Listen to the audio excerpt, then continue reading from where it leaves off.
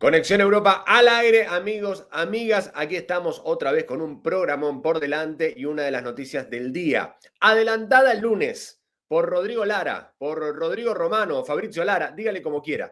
Tiene que ver con Edson Álvarez, por supuesto, jugador del Fenerbahce de Turquía, convencido por Mourinho. Ustedes me dirán si es una buena noticia, si es una mala noticia porque se va de la Premier League. Hay que ver qué pasa. Si puede jugar Champions, si finalmente juega en la Europa League, pero está claro que vamos a hablar, Rodrigo, Enzo Olivera también en este Conexión Europa, sobre los mexicanos en Europa, sobre los mexicanos y la Champions, porque también se puede dar, Rodri, te doy la bienvenida, si Fenerbahce no clasifica, empató ayer 0-0 con el Benfica en Estambul.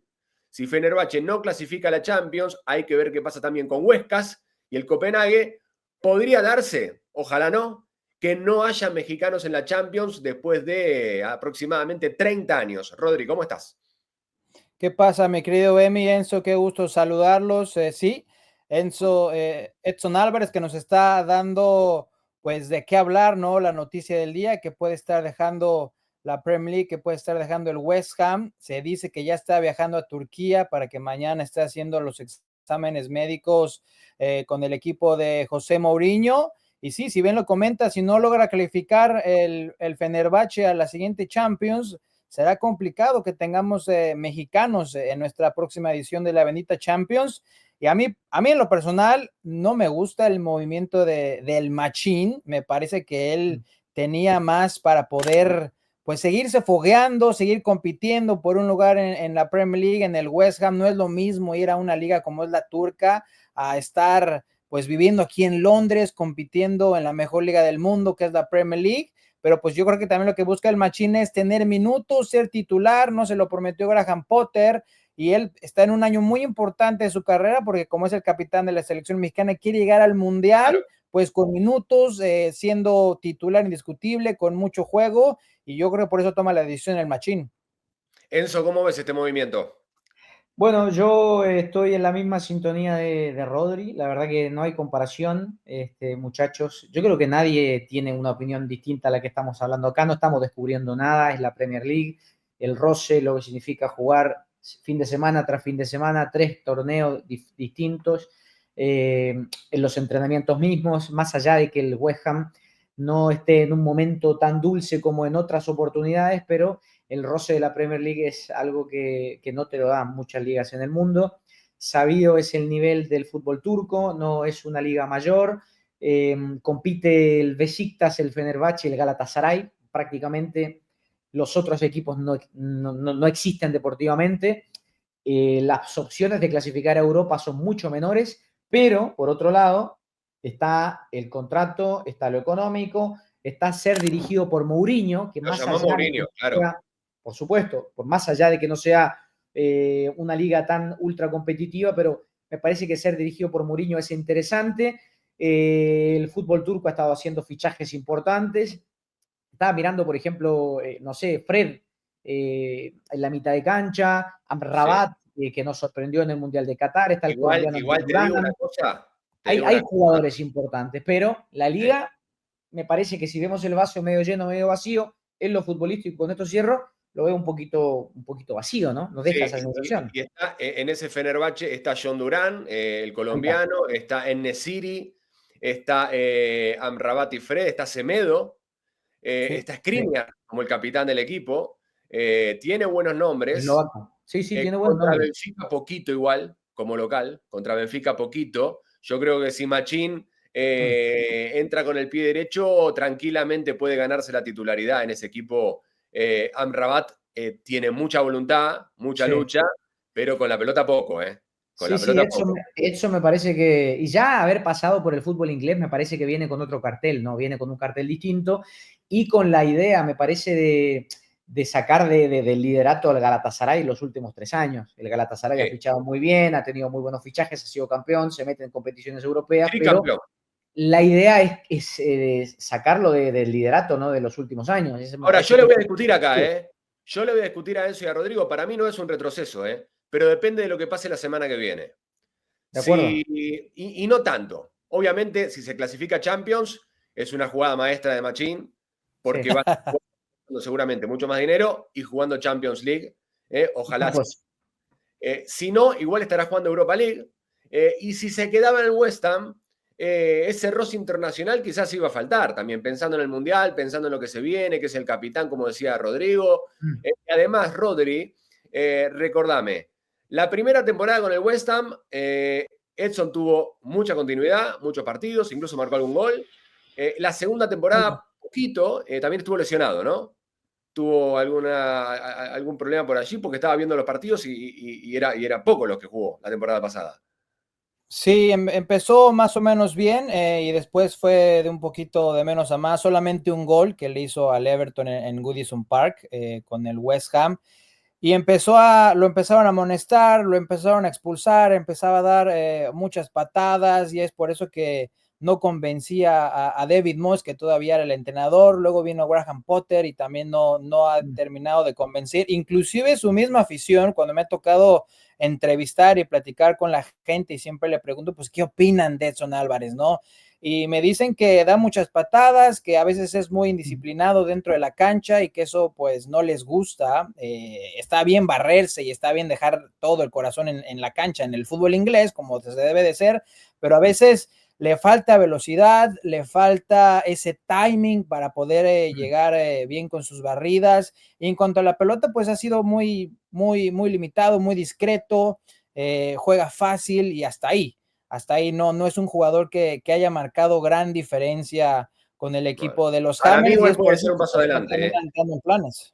Para mí puede ser un paso adelante porque un equipo de mitad de tabla de Premier a un equipo que va a pelear la Superliga turca, ni hablar de su contrato personal, y que va a estar en Europa, sea en Champions o en Europa League. Para mí es un paso adelante. Hay que ver qué pasa con Rodrigo Huescas, con el Copenhague, que empató con el Basilea. ¿Te doy un ejemplo? Sí, diga. Mirá, un ejemplo cercano, porque me tocó estar ahí con él en el Galatasaray, mi compatriota Lucas Torreira, que hizo una carrera súper buena. Hablemos de un caso similar, porque estuvo en el Arsenal, ¿no? Estuvo en el Arsenal, hizo muy buenos años Torreira después de salir de la Sampdoria. La rompió en el Arsenal, se peleó con Arteta, Arteta lo borró, se tuvo que ir a préstamo, pasó por la Fiorentina, estuvo en el Atlético de Madrid, pero en el Galatasaray vivió una suerte de renacer, es uno de los ídolos del Galatasaray. También le fue en Turquía, y esto es un debate interesante, que lo volvió a llamar Marcelo Bielsa a la selección uruguaya después de 3 años y medio de haber estado fuera de la selección. Vivió una suerte de renacer estando en el Galatasaray. O sea, aquí se me cae un poco la teoría, muchachos, que yo les planteaba, y termino con el planteamiento tirando más para el lado de Emiliano Raggi, porque yo empecé con esto de ir para atrás, pero si lo vemos desde ese punto. Muy bien eso, ¿viste? Muy bien eso. Se dio cuenta de mi mismo discurso, dentro de mi mismo discurso, en 5 minutos me di vuelta. Pero se me prendió la polleta porque me había olvidado del caso Torreira. Pero bueno, y aparte, no te estoy diciendo que es un sí o sí, porque dependerá mucho de Edson Álvarez y del equipo también, porque Torreira cayó prácticamente parado en el Galatasaray con Icardi, con todas las figuras que fichó, con Osimhen, etcétera. Hicieron un gran equipo, ¿no? También. Sí, total. No, y ahora, para mí también, primero que significa mucho ser dirigido por Mourinho. Nelson Semedo declaró que lo quiso el Benfica él. Pero claro, cuando lo llamó Mourinho para ir al Fenerbahce, ya perdió el Benfica, ese partido lo perdió, porque dijo, yo me voy con Mourinho. Sí. Y se fue a jugar a Turquía con Mourinho, Nelson Semedo, también otro que jugó en Grandes de Europa, por ejemplo en el Barcelona. Así que me parece que por ahí va la cosa. Y también que hoy en día, para mí, muchachos, díganme si me equivoco, irse a Arabia, irse a la MLS, irse a China, irse a Turquía, no significa ser un expatriado, estar en el ostracismo, sino que tranquilamente puede hacer una temporada, le va bien como a Torreira, de repente renacer, de repente volver a la elite europea. Hoy me parece que esas puertas no se cierran para la vuelta de los jugadores, y creo que va por ahí el tema de Edson Álvarez, que creo que puede haber elegido bien este nuevo paso en su carrera pensando en el Mundial que va a tener en casa, en Estados Unidos y en Canadá el año que viene. Pero yo quiero preguntar además, porque estaba repasando, Baña, nuestra productora estrella, nos pasaba hoy más temprano el nombre y el número de mexicanos que están en Europa. Es una temática que hemos discutido aquí. ¿Qué pasa con el fútbol mexicano que exporta tan poco? Es cierto que México paga muy bien, pero estábamos repasando, si está la gráfica la ponemos, mexicanos en Europa. En total, Rodri, si quieres lo puedes leer tú, que eres mexicano. En total son 18, y me pareció un número muy bajo para una nación que tiene casi 150 millones de personas. Rodri, ¿los lees tú?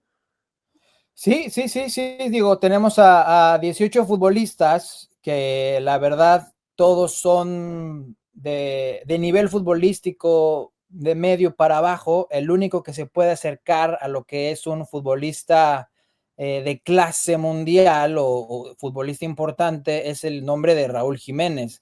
De ahí todos son perfiles muy bajos que no les alcanzaría estar en equipos importantes. Pues como Santi Jiménez, bueno, Santi Jiménez que también en los últimos días ya ha salido, o sea, hay los rumores de que quizás le estén buscando equipo a Santi Jiménez en el Milan y digo, no nos vamos a poner en la teoría de si Santi Jiménez es bueno o no. Muy pocos jugadores mexicanos, 4,000 jugadores argentinos, 4,000 futbolistas brasileños están repartidos en todo el mundo y solamente 18 mexicanos. Se pueden hacer 3, 4 selecciones argentinas, se pueden hacer 3, 4 selecciones de la selección de Brasil, no se diga también Colombia, Uruguay, que es un país muy chiquito, de más de 1 millón de ciudadanos, y tienen una selección más competitiva. Y en México no podemos estar exportando jugadores porque la liga está secuestrada, porque no tenemos ascenso, porque los equipos quieren vender muy caro a los que posiblemente tienen el talento de salir.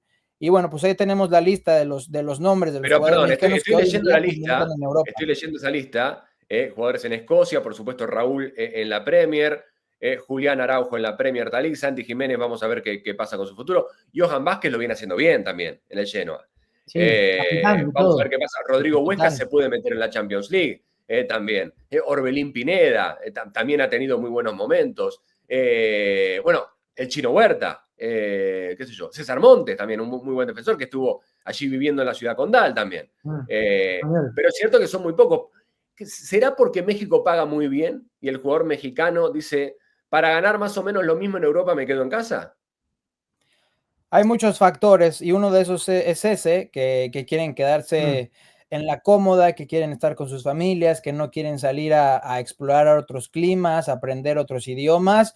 Otro tema también es la cuestión física. No somos muy altos, no somos muy fuertes, no somos muy rápidos. El pedigrí, la genética que tenemos los mexicanos no es la misma con la que se compite en Europa, con los africanos. Entonces son muchas cosas, el tema de la mentalidad, el tema de la preparación, no hay entrenadores muy buenos en las fuerzas básicas.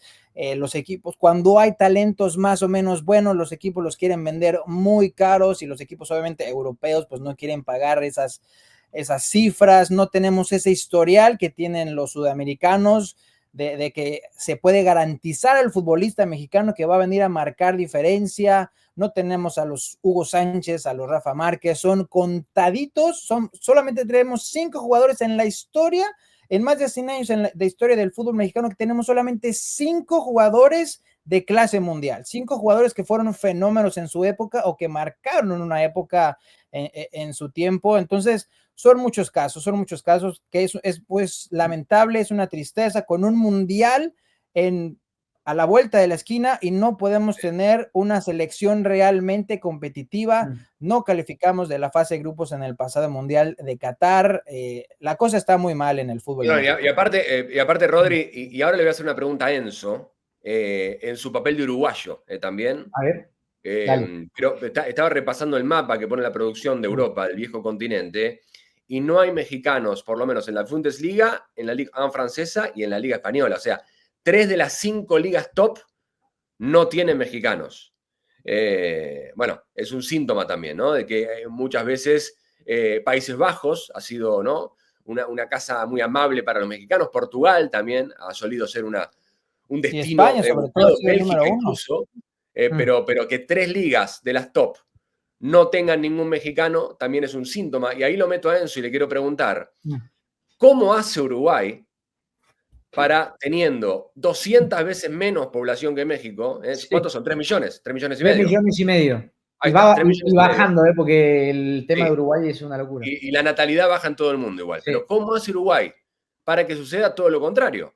Porque tampoco tiene, a ver, la primera división de Uruguay a veces es muy precaria en ciertos aspectos, Muchísimo.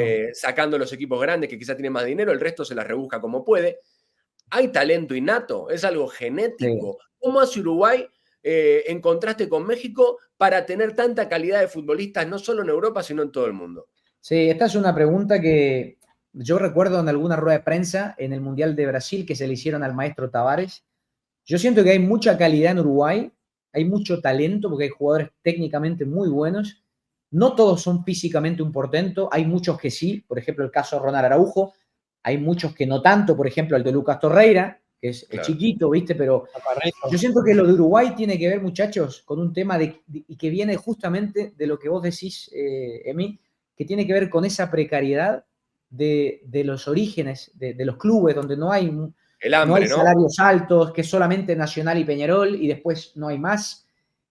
De las ganas de salvar a tu familia, de salir adelante, porque lo he hablado con jugadores esto, con jugadores uruguayos de la selección, y me lo decían ellos, yo salía adelante porque miraba para atrás y veía que tenía a mi madre, a mi abuela, a mi tío, mis primos, y era la única manera de sacarlos adelante, era yo siendo futbolista profesional y logrando el éxito. Y esas ganas de salir adelante por tu familia, me parece que mueve montañas, muchachos. Es un hambre. Como Fede Valverde que no tenía ni para las botas, ¿no? Es un hambre Una impresionante. cosa así. Pero Yo entonces creo que México eso, que eso tiene. es un poco una gran explicación, muchachos. Yo creo que va por ahí. Pero México, ¿qué tiene que copiar? El hambre, entonces. Y lo que pasa es que paga muy bien el fútbol mexicano. Entonces, como paga muy bien el fútbol mexicano, tengo el primer sueldo, lo cobro bien y miro para atrás y ya solventé las necesidades más importantes. Ya soy juvenil, no le gané a nadie, pero ya tengo un buen salario y no tengo ganas de salir y no tengo ganas de comerme el mundo. Yo creo que va un poco por ahí. Pero eso Esa es la Rodri, explicación. perdón, ¿pasan todos los equipos de la primera división de México? Tú que jugaste y estuviste en fuerzas básicas, ¿pasan todos los equipos o pasan los 5 grandes o los 5 más importantes? Es que sí se paga bien en todos los equipos, ¿Viste? obviamente unos más que otros. Otro tema también es el tema de la cantidad de extranjeros que se tiene ya en la liga, los equipos que pueden alinear, me parece que son 8 no nacidos en México. Entonces, imagínate cuántos Seguro. puestos están bloqueados por futbolistas que no son nacidos en México. Y luego quítale ese tema del no ascenso, no descenso, solamente muy pocos equipos son los que están en la Liga Mexicana. Y cuando llegan los chavos o llegan a debutar en primera, piensan que, como dice Enzo, que ya le ganaron a todos y pierden ese hambre, pierden esas ganas de seguir, de conquistar. Yo por eso, digo, esto es otro tema, pero yo a los 20 años, 21 años, cuando yo me di cuenta de que no iba a llegar al fútbol de Europa, pues decidí hacerme un lado y dedicarme a otras cosas que no iba a ser el fútbol, porque mi sueño realmente claro era jugar en Europa, yo lo tenía muy claro. Después ya me vine a vivir a Inglaterra por otras cosas, pero sí, el hambre, la preparación, no hay educación en los entrenadores, a los formativos, ¿no? La gente que forma a los futbolistas, la gente que está alentando, preparando a los jóvenes, a los chicos, hay muy poca preparación, muy limitada. Los entrenadores a veces juveniles, que muchas veces son argentinos, que son uruguayos, sí vienen y dan su aporte, pero no tienen la materia prima a veces por el Seguro. tema. Y otra cosa, Físico. chicos, otra cosa me parece que es fundamental, porque en este camino que hemos recorrido en TNT Sports, y bueno, en los casi 11 años que estoy acá en Europa dando vueltas, haciendo entrevistas, no solamente con jugadores uruguayos, sino con chilenos, con argentinos, con colombianos, con algún mexicano, lo que me di cuenta, y no es por barrer a casa siempre, pero para hablar de Uruguay y de esa formación, y que me he dado cuenta, es que los chicos tienen muy bien amoblado el segundo piso. ¿Cómo lo explico? Con que tienen muy clara la película, que tienen que ser profesionales, que no tienen que farrearse la carrera, que tienen que dormir, que tienen que descansar. Y es algo que me parece que en Uruguay se lo enseña muy bien. Descansar, comer bien, entrenarse, irse a casa y dormir. Y me parece que esa adaptación en Europa a los jugadores de Uruguay se les es más fácil porque se adaptan mucho más rápido que otros jugadores. Yo creo que los argentinos también tienen en general, ¿no? Un parecido, estoy generalizando, es verdad, pero sí que me ha tocado hablar con algún jugador argentino que no sé si por un tema cultural, pero sí que se parece mucho al futbolista uruguayo, que tiene que ver con esa adaptación, que se adaptan bien, se adaptan rápido a cualquier clima, a cualquier entrenador, a cualquier estilo de juego. Por supuesto que hay que venir con una base, con un talento, con una formación, con una preparación física, pero cuando yo entrevisté a Federico Valverde, por ahí por el año 2020, me acuerdo, cuando lo entrevisté en el Deportivo La Coruña, ahí en el estadio de Riazor, que lo habían dado préstamo, que lo había comprado recién el Real Madrid y todavía no era el halcón, como se le dice hoy, era un muchacho que era un palito. Yo me acuerdo porque le miré las piernas a Fede Valverde y lo veía muy flaquito. Dije, este chico le va a costar mucho el fútbol europeo, pero tenía talento y sobre todo me di cuenta que tenía cabeza, porque cuando lo entrevisté el chico me dijo, no, yo estoy acá y voy a matarme porque tengo la oportunidad, y tenía 18 años y me llamó mucho la atención. Hoy día lo veo, el capitán del Real Madrid, el camino recorrido, y entendí por qué llegó ahí, porque cuando lo entrevisté con 18 años la tenía clarísima, entonces no todos lo pueden decir. Yo creo que ese es un gran ejemplo.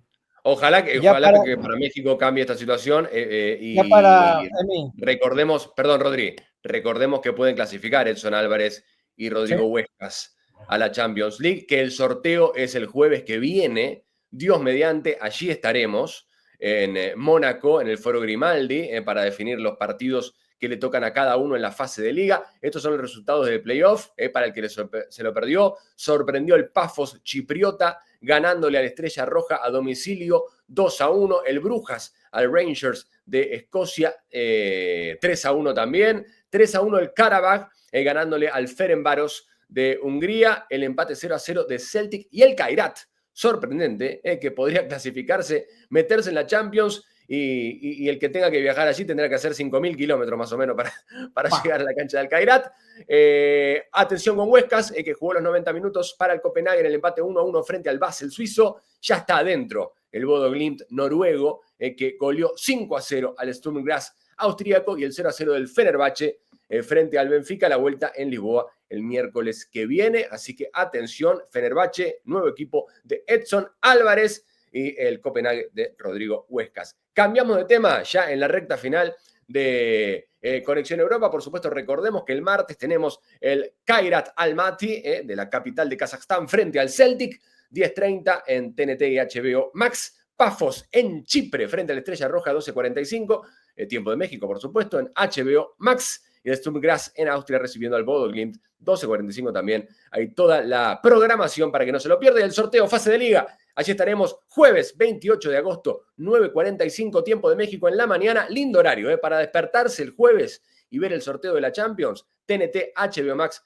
allí estaremos Dios mediante en Mónaco. Previo vuelo a Niza, tren a Mónaco para ver qué sucede en el gran sorteo. Y quiero cerrar este Conexión Europa, después de hablar tanto de Machín y del fútbol mexicano y de qué va a pasar con la bendita Champions, con el Barcelona. Esto es territorio de Enzo Olivera, en la ciudad condal, donde va a jugar la Champions.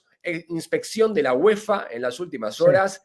¿Qué pasó? Petición del Barça. Enzo, ¿le cuentas a los amigos culés en México y en el mundo dónde va a jugar Barcelona la Champions League? Qué difícil pregunta, Emi, porque yo creo que ni Laporta lo sabe. Hay mucho lío con el tema del Estadio del Barça, las obras van muy lento.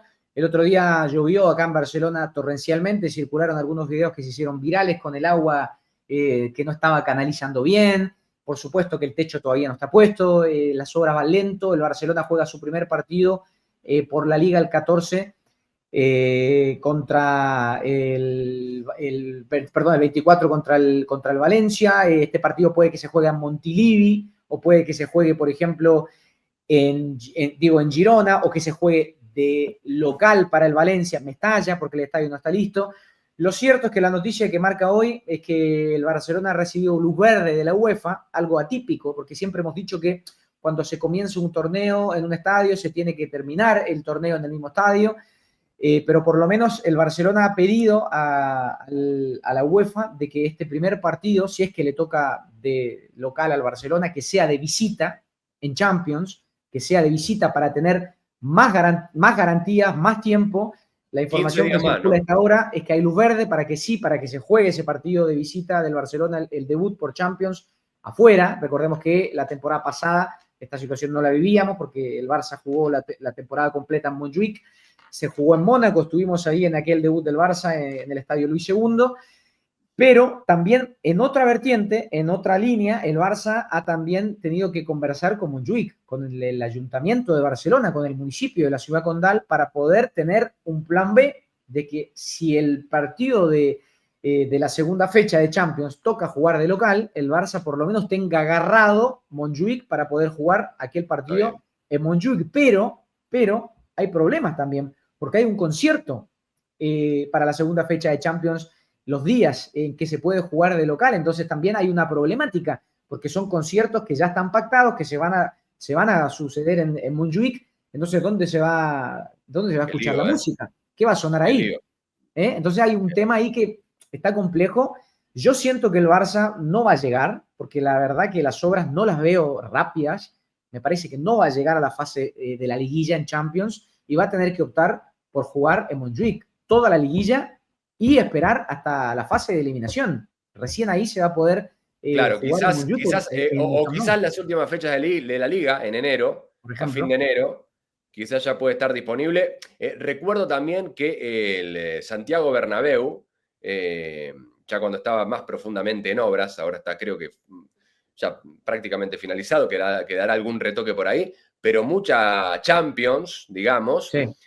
Se hizo con, a ver, no la parte que el público ve, ¿no?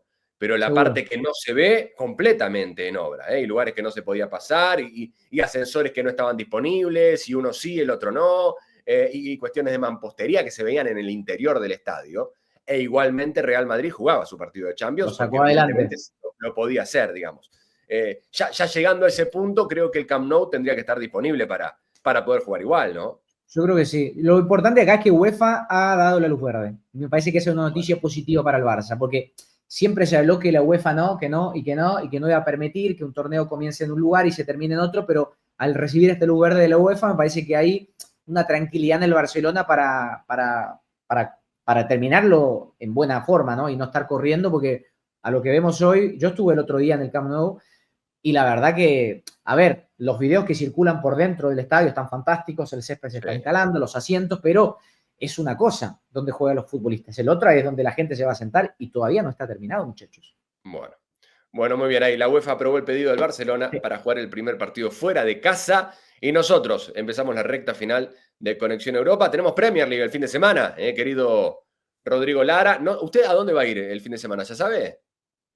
Vamos a estar en el Emirates Stadium el sábado, que los Gunners van a enfrentar al Leeds United en un partido lindo. A ver si tendremos gráficas, si no lo platicamos. Vamos a ver qué tal le va a Gyökeres en su primer partido en la Premier League, en su casa, en su estadio. Ya no dio muy buena, nos dejó de ver un poco en su primer partido ante el United en Old Trafford, así que hay mucha expectativa con estos nuevos refuerzos, con Zubimendi, con todos estos nuevos chicos que han llegado. ¿Y el domingo tiene algo usted? De los Gunners, ¿no? Y el domingo no tenemos actividad, no tenemos cobertura, pero vale, bueno, no hay problema. Ahora vamos a repasar los partidos que tenemos en nuestra pantalla.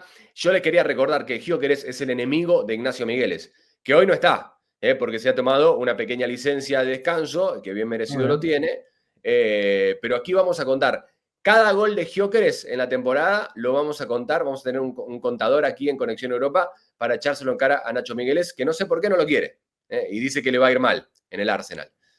Así que bueno. Pero Nacho no tuvo de vacaciones, ya que se vuelve de vacaciones a ir de nuevo, no entiendo nada, ¿cómo es esto? No, lo que pasa es que es un tema íntimo, se tomó una escapada del fin de semana. Se escapó. Sí, se escapó, una escapada de amor del fin de semana. Bueno. El lunes ahora estará sí. aquí al aire y nos contará qué tal le fue, ¿no? Bueno. Porque tengo entendido que fue a un lugar de la élite europea, de la élite europea. Pero bueno, ahí repasamos. Rodri Lara, ¿lo quiere repasar usted? Que es su potestad la Premier League. Ahí estamos, jornada 2 de la Premier League este sábado 23 de agosto. El Brentford a las 7:50 por HBO y Max se enfrenta al Aston Villa, y el Burnley contra el Sunderland por HBO Max y TNT. Y en nuestro partido donde vamos a estar, no se pueden perder el Arsenal contra el Leeds United a partir de las 10 de la mañana por HBO y TNT. Y el domingo 24 de agosto, Crystal Palace contra el Nottingham Forest por HBO Max y TNT. Y el lunes 25 de agosto, el Newcastle contra el Liverpool. Lindo partido ese, ¿eh? Buen partido, todos los que tenemos. Y cerrando con Newcastle frente al Liverpool, allí en el norte de Inglaterra. Señoras y señores, nos despedimos. Enzo Olivera, muchas gracias por estar aquí. Rodrigo Lara, muchas gracias por estar aquí. Rodrigo, que adelantó también la noticia de Edson Álvarez al Fenerbahce el lunes anterior. Se cocinó en el día de hoy, ya anunciado oficialmente. Así que ojalá le vaya muy bien al Machín en el fútbol europeo de la mano de Mourinho. Gracias por estar del otro lado. Nos reencontramos el lunes con mucho más. Bye, bye. Chao. Chao.